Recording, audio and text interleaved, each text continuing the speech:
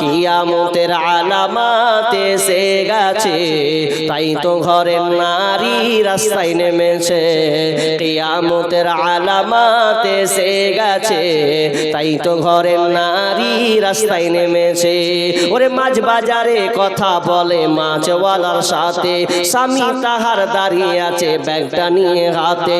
আরে স্বামী নিলেন মাছটা টেনে, স্ত্রী দেয় টাকা গুনে। স্বামী নিলেন মাছটা টেনে, স্ত্রী দেয় টাকা গুনে। স্বামী স্ত্রীর যেন সেবক হয়েছে। কিয়ামতের আলামাত এসে গেছে, তাই তো ঘরের নারী রাস্তায় নেমেছে। ওরে বরখা পরা বরখা ছাড়া হাট বাজারে ঘোরে তারা। ওরে বরখা পরা বরখা ছাড়া হাট বাজারে ঘোরে তারা। কেউ বা আবার বরখা পরে বুবুটাই ফিট করে রেখেছে। কিয়ামতের আলামাত এসে গেছে, তাই তো ঘরের নারী রাস্তায় নেমেছে। ওরে হাট বাজারে মার্কেটে যান দেখবে শুধু নারী, কেউ বা আবার সেজে কুজে করছে দোকানদারি। ওরে হাট বাজারে মার্কেটে যান দেখবে শুধু নারী, কেউ বা আবার সেজে কুজে করছে দোকানদারি। সব কিছুতেই আছে নারী, কেউ বা চালায় হোন্ডা গাড়ি। সব কিছুতেই আছে নারী, কেউ বা চালায় হোন্ডা গাড়ি। কেউ বা আবার অফিস আদালতে চাকরি করতেছে। কিয়ামতের আলামাত এসে গেছে, তাই তো ঘরের নারী রাস্তায় নেমেছে। কিয়ামতের আলামাত এসে গেছে, তাই তো ঘরের নারী রাস্তায় নেমেছে। নাম্বার 1, ইযা তুখিদাল ফাইয়ুদু আলান। ইযা তুখিদাল ফাইয়ুদু আলান, যখন তোমরা দেখবে জনসাধারণের মালকে নেতারা লুটে লুটে খাবে, তখন তোমরা জেনে নাও কিয়ামত সন্নিকটে। যখন তোমরা দেখবে নেতারা জনগণের টাকা, সরকারের বরাদ্দ টাকাকে, রাস্তার বরাদ্দ টাকাকে যারা লুটে লুটে খাবে, তখন তোমরা দেখে নিবে এটা হলো প্রথম কিয়ামতের আলামত। যখন সমাজে তোমরা দেখবে নেতারা গরিবের টাকাকে মেরে মেরে খাবে। ইযা তুখিদাল ফাইয়ুদু আলান, জনসাধারণের মালকে নেতারা নিজের মনে করে লুটে লুটে তারা ভোগ করবে, তখন তোমরা জেনে নাও কিয়ামত সন্নিকটে। আচ্ছা, এটা চলছে না চলছে না? আপনার এদিকে নেতা ভালো মনে হয়, না হলে মুর্শিদাবাদ শেষ শেষ, সোশ্যাল মিডিয়া দেখলে শেষ। এমন নেতা আমাদের ওইদিকে যে রাস্তার টাকা তো খেছেই, ওকে 10 ইঞ্চি করতে কইছে তো 3 ইঞ্চি 2 ইঞ্চি করে ছুঁয়ে দিছে, বাকি 8 ইঞ্চির পকেটের টাকা পকেটে ওর। এটা একটা। গরিবের যদি পায়খানার ঘর আসছে, তো পায়খানার ঘরটা পর্যন্ত মেম্বারে খেয়ে নিছে, তাই না? একটা গরিবের একটা পায়খানার ঘর। ওই জন্য আমি সব জায়গায় বলি যে আমাদের মুর্শিদাবাদের নেতাগুলা গরিবের পায়খানা শুদ্ধ খায়। গরিবের পায়খানা যদি পায় তো ছাড়বে না, খেয়ে নেবে। মানে এখন এমন পরিস্থিতি হয়ে গেছে। বিশ্বনবী ওটাই বললেন, ইযা তুখিদাল ফাইয়ুদু আলান, যখন তোমরা দেখবে জনসাধারণের টাকাকে, সরকারের বরাদ্দ টাকাকে, গরিবের পাওনা আবাস যোজনার টাকাকে নেতারা লুটে লুটে খাবে। কেমন তারা নেতা! অথচ বিশ্বনবী যতগুলো নেতা বানিয়েছিলেন, আপনার খলিফা থেকে শুরু করে সাহাবীদেরকে শুরু করে যতগুলো দেশের দায়িত্ব গভর্নর বানিয়েছিলেন, তারা কতটা ভালো নেতা ছিল, আল্লাহওয়ালা নেতা তারা ছিল। কোনদিন তারা জগনের টাকাকে খেতে পারেনি। তারা এত তাদের ভয় তাদের মধ্যে কাজ করত। আমিরুল মুমিনিন ওমর রাদিয়াল্লাহু তাআলা আনহু যখন তিনি শামসিয়া থেকে যখন তিনি মদিনার ঢুকে ঢুকলেন, মদিনায় ঢুকে তিনি বললেন, ও আমার সাহাব, ও আমার সাথীরা তোমরা থাকো, আমি মদিনার অলিগলিতে ঘুরতে চলে গেলাম। আর অলিগলিতে ঘুরে শেষ প্রান্তে তিনি চলে গেলেন।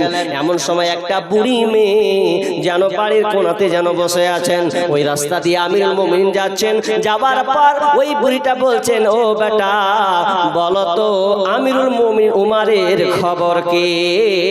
তখন ওই পথযাত্রী, তার মানে উমর রাদিয়াল্লাহু তাআলা আনহু বলছেন, ওগো বুড়িমা, আমিরুল মুমিনিন আলহামদুলিল্লাহ অনেক ভালো আছে।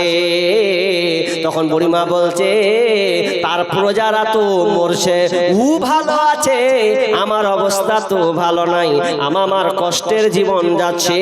আল্লাহ বুড়িমা তখন বদদুয়া দিয়ে দিলেন, তার উপরে নালত বর্ষণ হোক, তার উপরে আমি অভিশাপ দিলাম। তো সঙ্গে সঙ্গে যখন এই কথা বলা, সঙ্গে সঙ্গে আমিরুল মুমিনিন কাঁদো ভাব নিয়ে বলছে, ওগো মা, কেন তুমি আমিরুল মুমিনকে বদদুয়া দিচ্ছ, বলো কি তোমার সমস্যা হয়েছে? তখন ওই বুড়িমা বলছে, বেটা রে, জানি না তুমি কে, তবে আমিরুল মুমিনিন দেশের গভর্নর হয়েছে, নেতা হয়েছে, আর আজকে আমি মরছি, কয়েকদিন থেকে আমি কষ্টে ভুগছি, এই কষ্ট কিতে দেখতে পাই না, প্রজাদেরকে কি হালাতে রাখতে হবে এটা কি তার কোনো ধ্যান ধারণা নাই। আমিরুল মুমিনিন বলছেন, ওগো মা, এটা তো অনেক বড় এরিয়া, তুমি আছো শেষ মাথাতে, আমিরুল মুমিনিন কেমন করে খবর পাবে বলো? তখন ওই বুড়িমা বলছেন, ও বেটা, ও তো নেতা আর আমি হলাম প্রজা, আমি হলাম এই দেশের নাগরিক, তবে শোনো, এটা হলো ওর দায়িত্ব, কোন গরিব কোন হালাতে আছে, কোন অবস্থায় আছে, এটা তো দেখার দায়িত্ব হলো উমারের। যখন এই কথা বলা, আমিরুল মুমিনিন চোখ দিয়ে চোখ ঝরঝর ঝরঝর করে পানি ঝরছে আর কাঁদছে, বুড়িমা রে, তোমাকে আল্লাহ অনেক জ্ঞান দিয়েছে। আমিরুল মুমিনিন কান্না করছে আর বলছেন, হে উমার, তুমি ভাবছো তুমি জ্ঞানী, না না, তোমার প্রজারা, এই বুড়িমাটা অনেক জ্ঞানী আছে, অনেক জ্ঞানী তার মধ্যে আছে, আমার কোনো জ্ঞান নাই।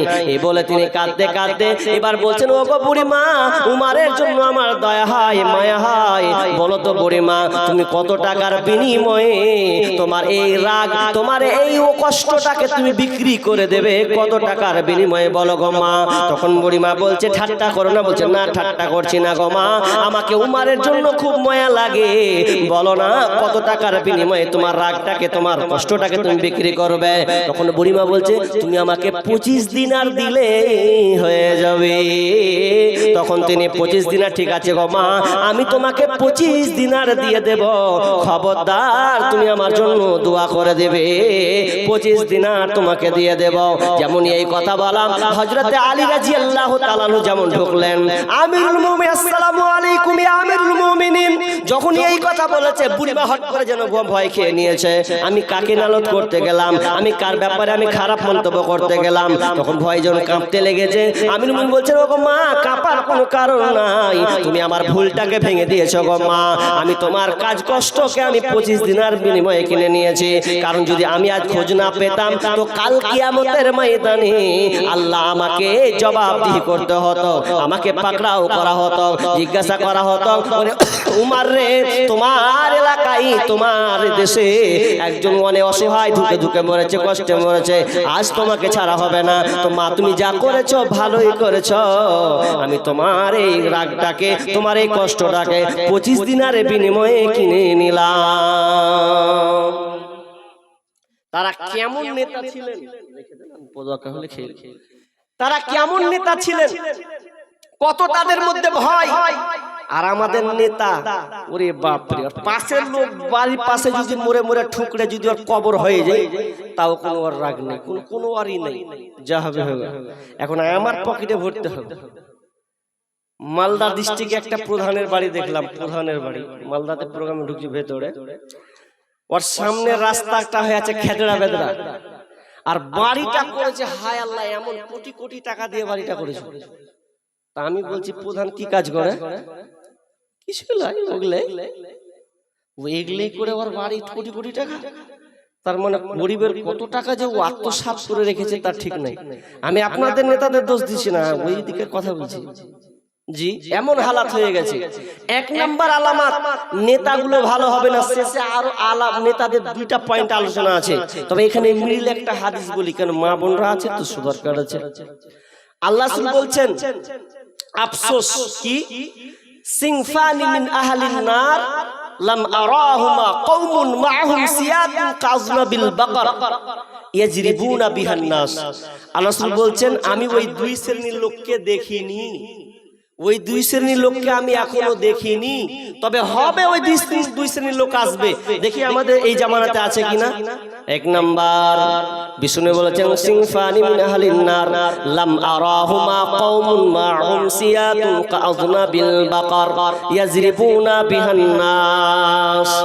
বিষ্ণু বলেছেন এক প্রকার মানুষ বের হবে, এক প্রকার নেতা বের হবে।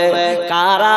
তো তাদের হাতে গরুর লেজের মতন চাবুক থাকবে আর মানুষদেরকে প্রহার করবে, নির্দোষীদেরকে মারবে, কোন লোকের অপরাধ থাকবে না, যারা নির্দোষ তাদেরকে মারবে, যারা অপরাধী তারা মাস্তানের মতন করে ঘুরে বেড়াবে। আজকে বর্তমানে দেখেন আমাদের শামশেরগঞ্জ থানাতে, পাশের শামশেরগঞ্জ থানাতে একটা হাঙ্গামা লেগেছিল। ওই হাঙ্গামাতে দুইজন হিন্দু লোককে মারা হয়েছে। তো অবশ্যই মারা হলে তার শাস্তি পাওয়ার যোগ্যকে শাস্তি দেওয়া উচিত, এটা আমরা সবাই চাই।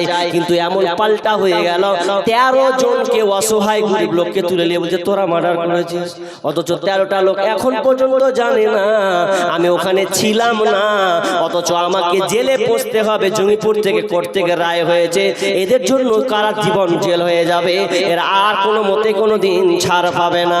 বিশ্বনবী ওটাই বলেছেন, এক শ্রেণীর প্রশাসন হবে, নেতা হবে, তাদের হাতে চাবুক থাকবে আর নিরীহ লোককে তারা মারবে এবং মেরে মেরে তাদের লাইফটাকে বরবাদ করে দেবে। এক কথায় গরিবদের কোনো বাঁচার রাস্তা থাকবে না। নিরপরাধ লোককে জেলে ভরছে, অনেক লোক আছে জেলেও জানি না যে আমার অপরাধ কি, কেন আমি জেলে আছি। এটা চলছে না বাকি আছে? চলছে।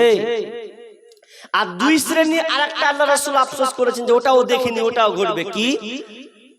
নিসাউন কাসিয়াতুন আরিয়াতুন মুমিলাতুন মাইলাতুন রুসুহুন্না কাসিমাতিল বুখতিল মাইলা লা ইয়াদখুলনাল জান্নাতা ওয়া লা ইয়াজিদনা রিহাহা ওয়া ইন্না রিহাহা লা ইউজাদু মিন মাসিরাতি কাযা ওয়া কাযা।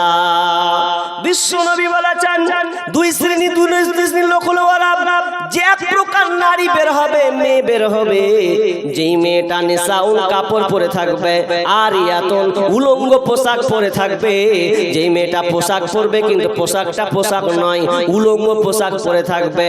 আর ইয়াতুন মুমিলাতুন মাইলাতুন পুরুষদেরকে আকৃষ্ট করবে আর ওরাও পুরুষের দিকে আকৃষ্ট হয়ে যাবে। বিষ্ণু বলছেন এমন একটা সময় আসবে যেই সমানার মেয়ে নারীদেরকে আমি এখনো দেখিনি, তবে ওই নারীগুলো তাদের পরনে পোশাক থাকবে কিন্তু পোশাক আর পোশাক নয়, উলঙ্গ ধরনের পোশাক পরবে। ওই পোশাক পরবে তবুও তাদের অভ্যন্তরীণ বহিঃপ্রকাশ হবে। কেমন বহিঃপ্রকাশ? আপনার পাশে আছে বাংলাদেশ, বাংলাদেশ যদি নাও যান, এইবার এই বর্ডারের এই পার থেকে আপনি বাংলাদেশ তার কাটা পার না হলেও আপনি দেখতে পাবেন। পাবেন কি পাবেন না? এই পার থেকে আপনি বাংলাদেশ অনেক কিছু দৃশ্য আপনি দেখতে পাবেন।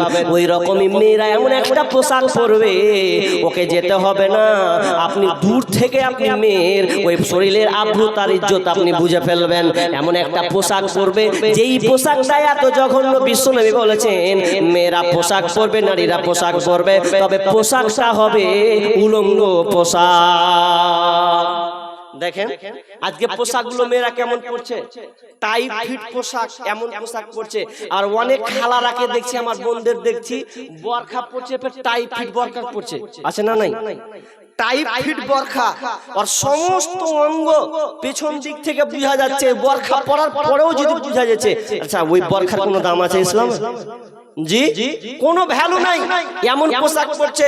আবার অনেক মেয়েদেরকে দেখছি একগুলা ডিজাইন উঠেছে, কি যে ওড়না মেয়েরা গায়ে দিচ্ছে, তো ওড়নাতে ছোট ছোট কাঁচ বসা থাকছে, আছে না নাই? কাঁচ দেখেছেন আপনারা? কাঁচ ছোট ছোট করে কাঁচ থাকছে। আর রোজ যখন মারছে ঝিলিক চিক চিক চিক চিক করে মারছে, আর কোন কার দিকে পড়ছে ঠিক নাই ওই চিলিক গুলো। আর ওইদিকে আকৃষ্ট হচ্ছে কি হচ্ছে না? একটা ছেলে কে কার বেটি ওটা, এমন পোশাক পরছে যা বলার কথা নয়। তো এই পোশাক হচ্ছে উলঙ্গ পোশাক। অনেক মেয়েরা শাড়ি পরে, কাপড় পরে, দেখবেন কথাটা মিলাবেন। আমি ফতুয়া দিতে আসিনি এখানে। আপনি যে বিবিটা, আপনার মেয়ে, আপনার বিবি, আপনার বোন যে ওই পোশাকটা পরছে, শাড়িটা দেখেন তো, শাড়ি পরতে গিয়ে তার পিঠ দেখা যাচ্ছে কি যায় না? পিঠ দেখা যায়।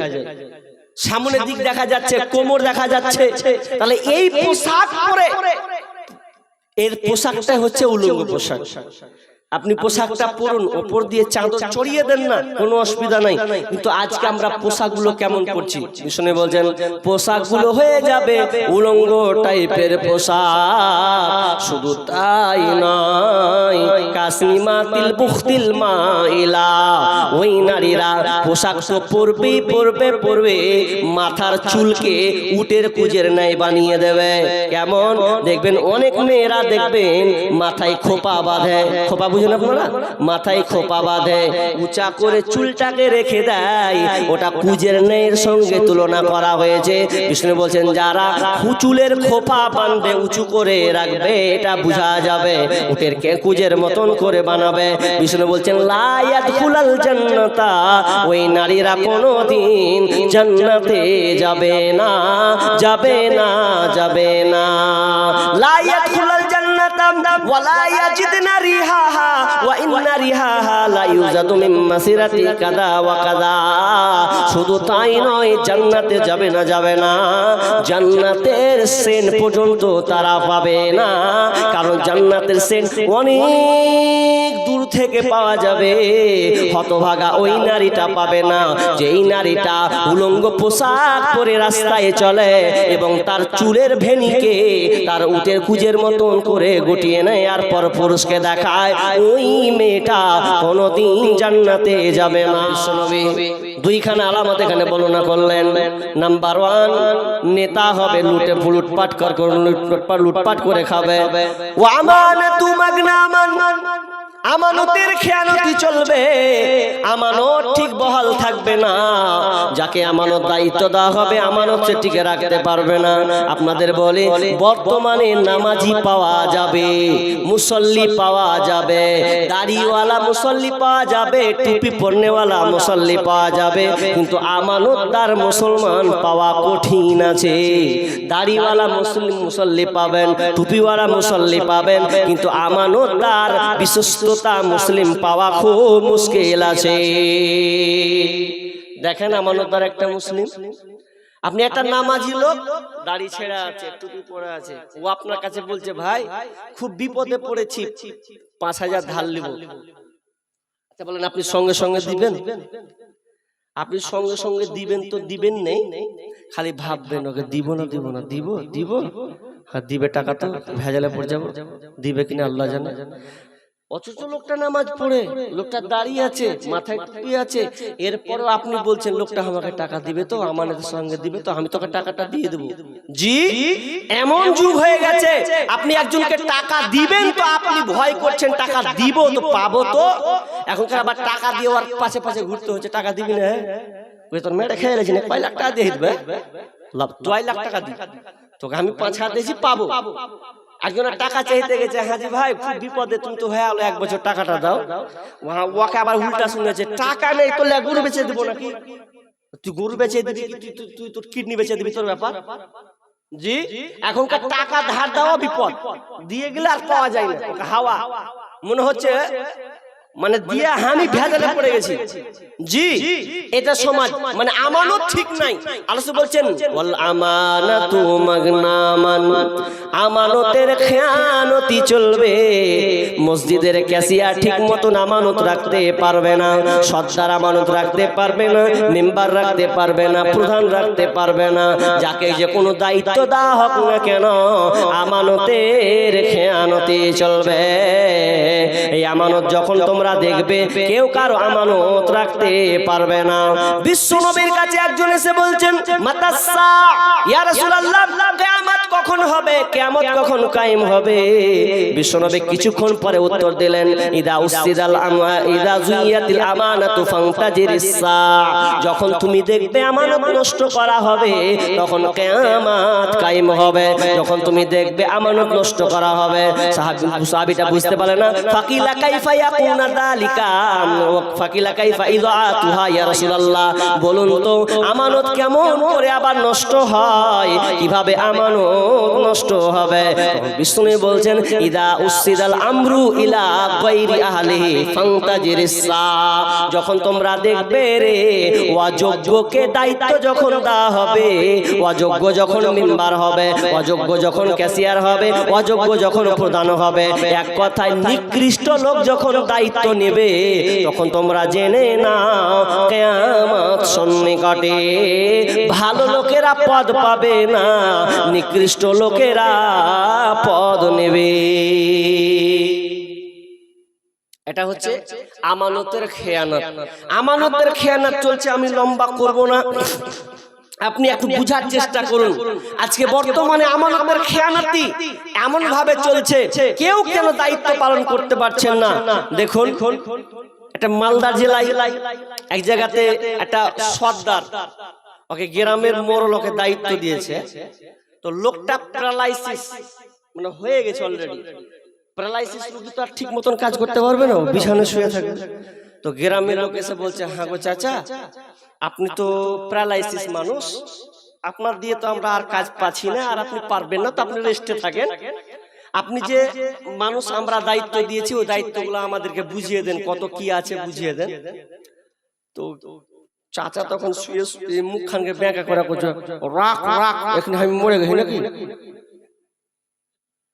ও এখানে মরেনি, ওকে বলছে আপনি প্যারালাইসিস লোক, পারবেন না, তো দে দেন হারাকে দায়িত্বটা। তো বলছে আমি এখানে মরিনি, জিন্দা আছি, হবে আমার কাজ হবে। মানে ওকে কত যে ভালো লেগেছে, ও পদটা আগে ছাড়বে না। অথচ শুনেন, যারা আমরা পদ পেয়েছি, দায়িত্ব নিয়েছি, তিরমিজি হাদিস আছে, কিয়ামতের ময়দানে ওর পাঁচ হাতে পেছনে একটা পতাকা টেঙে দিবে। পতাকা, পতাকা কেন টাঙবে? ওই যে আপনি মসজিদের টাকা মেরে খেয়েছেন, মাদ্রাসার টাকা মেরেছেন, জনগণের টাকা খেয়েছেন, ফান্ডের টাকাকে খেয়েছেন, আপনাকে ওই কিয়ামতের ময়দানে আপনার পাছাতে একটা পতাকা টেঙে দেওয়ার পর পত পত পত করে উড়বে। তখন দুনিয়ার লোক দেখবে, ফুলান ইবনে ফুলান, আর উমুকের বেটাকে দেখ, ওর পেছনে পতাকা গেড়ে দিয়েছে, তার মানে লোকটা বেঈমান, চুরি করে খেয়েছে, কারো আত্মসাৎ করেছেন। আল্লাহ তাআলা কিয়ামতের দিন ওকে অপমান করে ছাড়বেন। তুই দুনিয়াতে লুকিয়ে লুকিয়ে গরিবের হক মেরে খেয়েছিস, এখন দেখ তুই পৃথিবীর সারা কিয়ামতের ময়দানে সবাই দেখতে পাবে, এই দেখো মেম্বারটা দেখো, এই প্রধানটা দেখো, এই মুখিয়াটা দেখো, এই দায়িত্ব গরিবের টাকা হক মেরে খেয়েছে। সেদিন কেউ পেছনে পতাকা গেড়ে দেওয়া হবে, আর লজ্জিত হয়ে যাবে, আল্লাহ আমাকে এত বড় বেঈমান করে দিল, আমাকে অপমান করে দিল। সেই দিন কোনো বাঁচার কোনো কায়দা থাকবে না, কোনো উপায় থাকবে না। তো বিষ্ণু বলছেন, শোনো রে, এমন একটা জামানা আসবে, এমন একটা সময় আসবে, ওয়াল আমানাতু মাগনামান, মানুষ যাকাত ওয়াল আমানাতু মাগনামান, তার আমানতের খেয়ানতি চলবে। তবে আমি বলবো, যারা আপনারা দায়িত্ব আছেন, কেউ মেম্বার আছেন, কেউ প্রধান আছেন, কেউ মোড়ল আছেন, কেউ সর্দার আছেন, কেউ আপনার গার্জিয়ান বাপ মাও আছেন, ভালো করে শুনেলেন, আপনার দায়িত্ব আপনাকে ঠিকভাবে পালন করতে হবে। আমিরুল মুমিনিন ওমর বিন আব্দুল আজিজ, তিনি ছিলেন পঞ্চম খলিফা, এমন একজন আমির তিনি ছিলেন। তিনি যখন বাইতুল মালের টাকাগুলোকে পেতেন, সরকারের টাকাগুলোকে, একদিন তিনি রাতে হিসাব করছেন, খাতায় খাতায় হিসাব লিখছেন, একটা চেরাগকে তিনি জ্বলিয়ে দিয়েছেন, আর চেরাগটা জ্বলতে জ্বলতে তিনি হিসাব করছেন, এত টাকা এত টাকা এত টাকা এত টাকা। এমন সময় একটা বাইরে থেকে লোক এসে বলছেন, আসসালামু আলাইকুম ইয়া আমিরুল মুমিনিন। বলো ওয়ালাইকুম আসসালাম ওয়া রাহমাতুল্লাহ, আসো ভাই বসো। যেমনি লোকটাকে বসতে দিল, সঙ্গে সঙ্গে যেমনি বসতে দেওয়া, চেরাগটাকে নিভিয়ে দিল, অন্য একটা চেরাগ জ্বলিয়ে দিল। কি লোক কুলানো আছে কথাটা। যখন লোকটা দেখছে, আরে প্রথম চেরাগ জ্বলিয়েছিল, হিসাব করছিল, ঠিকই তো ছিল, দ্বিতীয় চেরাগকে কেন জ্বালালো, প্রথম চেরাগকে কেন নিভিয়ে দিল? প্রশ্ন করলো, আমিরুল মুমিনিন এটা আপনি কেন করলেন? ঠিকই তো ছিল, সমস্যা তো কোনো ছিল না। তখন সঙ্গে সঙ্গে আমিরুল মুমিনিন বলছেন, ভাই রে, আমি যে প্রথম চেরাগটা জ্বলিয়েছিলাম, ওই চেরাগটা হলো জনগণের টাকার চেরাগ, আমি জনগণের হিসাব করছিলাম, কিন্তু তুমি আমার বাড়িতে এসেছো, তুমি আমার মেহমান, এই জন্য আমার ভয় কাজ করা শুরু করলো। এটা তো জনগণের টাকা, এই জনগণের চেরাগটাকে আমি নিভিয়ে দিলাম, আমি ব্যক্তিগত আমার বাড়ির টাকার আমি চেরাগটাকে জ্বলিয়ে দিলাম। এই জন্য জ্বালালাম, যাতে কিয়ামতের ময়দানে আল্লাহ আমাকে না বলে, ওমর রে তুমি জনগণের চারাক দিয়ে তুমি মেহমান পুষেছিলে, এই হিসাব তোমাকে লাগবে। এই ভয়ে আমি ওমর জনগণের চারাকটাকে নিভিয়ে দিলাম। আমি আমার ব্যক্তিগত চারাক দিয়ে আমি তোমার মেহমানদারি করব। আমি কিয়ামতের মাঠে আল্লাহকে জবাবদিহি করতে পারবো না। তারা কেমন নেতা ছিল, সামান্য একটা চারাক পর্যন্ত তারা জ্বলাতে পারছে না আল্লাহর ভয়ে। না না, আমাকে আল্লাহ দেশের দায়িত্ব দিয়েছে, কিন্তু আমি কখনো নয়, আমাকে আল্লাহ কিয়ামতের মাঠে যেন পকড়াও না হতে হয়। শুধু তাই নয়, ওমর রাদিয়াল্লাহু তাআলা আনহু যখন তিনি বাইর থেকে আতর এসেছে, বাইতুল মালের আতরগুলো এসেছে, শিশিতে আতর ভরা থাকে, বড় বড় আতর ভরা থাকতে থাকতে এমন সময় জনগণকে বলছেন, ও আমার সাথীরা বলো তোমরা কে পারবে আতরগুলোকে ছোট স্মৃতিতে সমান সমান ভাগে ভালো ভালো ভালো করে তোমরা ঢেলে দিতে পারবে। এমন সময় আমিরুল মুমিনিনের স্ত্রী বলছেন, ইয়া আমিরুল মুমিনিন, আপনি আমাকে দেন গো, ও আমার স্বামী আপনি আমাকে দেন, আমি সুন্দর করে শিশিতে আতরগুলো আমি ভরে দেবো, একটু 19-20 হবে না। যখন এই কথা বলা, আমিরুল মুমিনিন বলছেন, বিবি রে তোমাকে দায়িত্ব দেওয়া হবে না, কারণ তুমি যখন আতরগুলোকে ঢালবে, কম বেশি যখন হয়ে ঢালবে, তো ঢালতে গিয়ে তোমার হাতে লাগবে, আর হাতে যখন লাগবে কোন অজান্তে তোমার কাপড়ে লেগে যাবে, সেদিনকে আমাকে কিয়ামতের মাঠে জবাবদিহি লাগবে। অতএব বিবি রে তোমাকে আমি আতর ঢালতে দেব না, যারা পারবে তারাই ঢেলে সমান করে দেবে। সামান্য আতর খানটা ঢালছি তো কত ভয় যে এইদিক ছুটু গায়ে লেগে যাবে, গায়ে লাগলে হিসাব কিয়ামতের মাঠে দিতে হবে। তারা কেমন নেতা, তাদের আমানতদারিতা দেখেন, যেভাবে দায়িত্ব নিয়েছেন সেভাবে তারা দায়িত্ব পালন করেছেন। আর আজকে আমরা যে কোনো একটা পদ পাচ্ছি, উল্টা পাল্টা শেষ নাই। জি, আমানতের খেয়ানতি চলবে। আল্লাহ রাসূল আফসোস করেছেন 2 নম্বর কি, যে তোমরা দেখবে যখন আমানতের খেয়ানতি চলছে তখন তোমরা জেনে নাও কিয়ামত সন্নিকটে। নাম্বার 3, ওয়াজ-যাকাতু মাগরামা, জাকাতকে জরিমানা মনে করা হবে। মানুষ জাকাত দিবে না, জাকাতকে মনে করবে এটা মনে হচ্ছে বরাদ্দ করে দিয়েছে, এটা কোনো চুরির কাজ নাকি। মানুষ জাকাত ফরজ হওয়ার পরেও তার মেয়াদ পরিপূর্ণ হয়ে যাওয়ার পরেও পার্সেন্টে 2.5% জাকাত তাকে বের করতে হবে, অথচ তার কাছে 10 লাখ আছে, 5 লাখ আছে, 10 বিঘার মালিক আছে, ভুট্টা চাষ করেছে, আপনার কিনা 20 ভাগের 1 ভাগ বের করতে হবে। কিন্তু তা নয়, বিশ্বনবী বলছেন ওয়াজ-যাকাতু মাগরামা, জাকাতকে মানুষ জরিমানা মনে করবে। যখন তোমরা দেখবে জাকাতকে জরিমানা করছে, মানে জাকাতটা ঠিক মতন দেয় না। দেখুন আজকে বর্তমানে ফকিরের সংখ্যা বেশি হয়ে গেছে, মিসকিনের সংখ্যা বেশি হয়েছে, কেন? তো মানুষ জাকাত ঠিক মতন দিচ্ছে না। 4 নাম্বার বললাম ওয়াজাকাতু মাগরামা, 4 নম্বর ওয়াতুল্লিমা লিগাইরি দ্বীন, মানুষ দ্বীনকে বাদি রেখে, দ্বীনি শিক্ষাকে বাদ দিয়ে দুনিয়াবি শিক্ষার পেছনে মানুষ দৌড়াবে। 4 নম্বর বিষ্ণু বলছেন ওয়াতুল্লিমা লিগাইরি দ্বীন, যখন তোমরা দেখবে দ্বীনি শিক্ষা প্রচার প্রসার কমে যাবে, দুনিয়াবি শিক্ষার পেছনে মানুষ ছুটবে। দেখেন আজকে লেখাপড়ার হাল, আজকে দ্বীনি শিক্ষার পেছনে মানুষ খরচা করবে না, দুনিয়াবি শিক্ষার লেগে এত প্রেসার হয়ে যাবে মানুষ বলবে আমার বেটাকে ডাক্তার বানাবো, আমার বেটাকে ইঞ্জিনিয়ার বানাবো, লয়ার বানাবো, প্রফেসর বানাবো, আর এই সেই বানাবো, মাস্টার বানাবো, এই বানাবো সেই বানাবো, কিন্তু কেউ বলবে না যে আমার ছেলেকে একটা আলেম বানাবো। এটা বাড়ছে না কমছে ভাই? এখন দেখেন একটা পরিবারে কয়টা ছেলে আলেম আছে, কয়টা ছেলে আমরা কোরআন পড়তে পারি?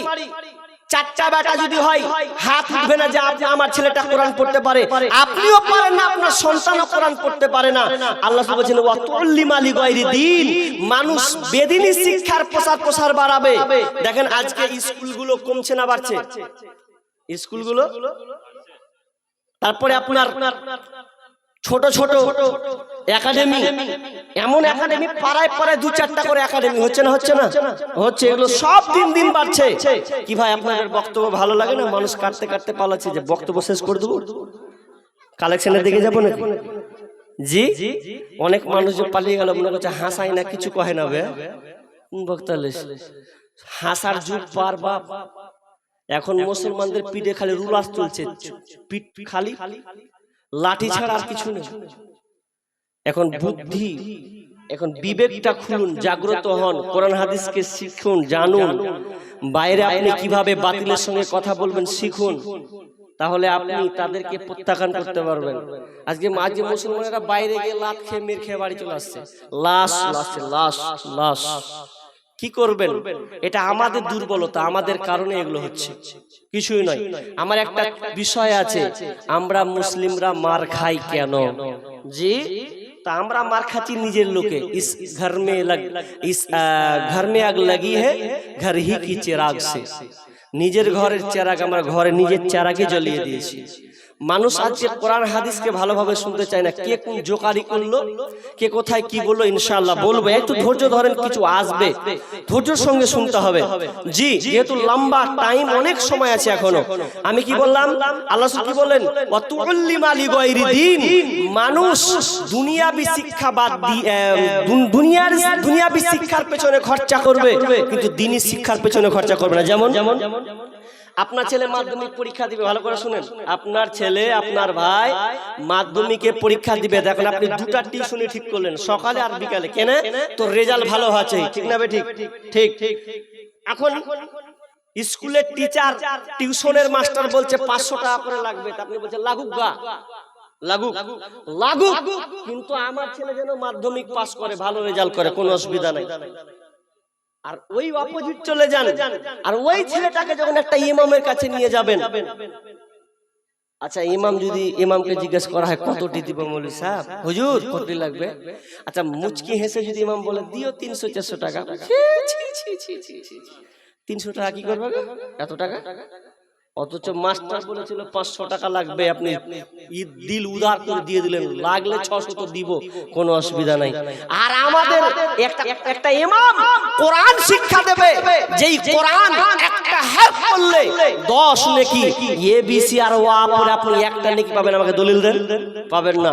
অথচ মরে গেলে, মরে যাওয়ার পরে যেই ছেলে আপনার কোরআন শিক্ষা দিয়েছেন, ভালো দ্বীনি শিক্ষা দিয়েছেন, ওই ছেলেটাকে মরার পরেও আপনার ছেলে আপনার জন্য দোয়া করবে, রব্বির হামহুমা কামা রব্বায়ানি সগীরা, রব্বির হামহুমা কামা রব্বায়ানি সগীরা।